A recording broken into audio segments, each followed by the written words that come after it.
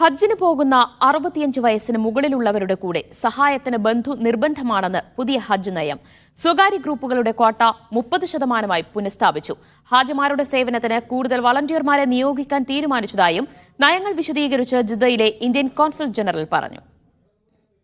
കേന്ദ്ര ന്യൂനപക്ഷ മന്ത്രാലയമാണ് ഹജ്ജ് നയങ്ങളിൽ സുപ്രധാനമായ മാറ്റങ്ങൾ വരുത്തിയത്. ഇതുപ്രകാരം 65 വയസ്സിന് മുകളിൽ പ്രായമുള്ള ഹാജിമാർക്കൊപ്പം ഒരാൾ കൂടി സഹായത്തിന് നിർബന്ധമാണ്. നേരത്തെ ഇത് 70 വയസ്സുള്ളവർക്ക് മതിയായിരുന്നു.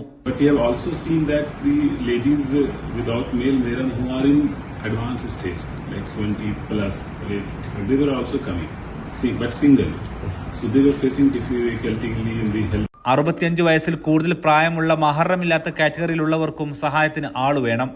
അവരുടെ പ്രായം 40-നും 60-നും ഇടയിലായിരിക്കണം. സ്വകാര്യ ഗ്രൂപ്പുകളുടെ ഹജ്ജ് കോട്ട 30% പുനഃസ്ഥാപിച്ചതായും ജിദ്ദയിൽ കോൺസുൽ ജനറൽ മുഹമ്മദ് ഷാഹിദ് ആലം അറിയിച്ചു. കഴിഞ്ഞ 2 വർഷങ്ങളിലും ഇത് 20%. ഇതനുസരിച്ച് ഇന്ത്യൻ കോട്ടയായ 1.25 ലക്ഷം ഇന്ത്യൻ തീർത്ഥാടകരിൽ 52,500ഓളം തീർത്ഥാടകർക്ക് ഇത്തവണ സ്വകാര്യ ഗ്രൂപ്പ് വഴി ഹജ്ജിനെത്താം. 150 തീർത്ഥാടകരുടെ സേവനത്തിനായി ഒരു വളണ്ടിയർ എന്ന തോതിലാകും ഇത്തവണ ഖാത്തിമുൽ ഹുജ്ജാജ്മാരെ നിയമിക്കുക. നേരത്തെ ഇത് 200 പേർക്ക് ഒരാൾ എന്ന തോതിലായിരുന്നു. Aftabur Rahman, media 1, Riyadh.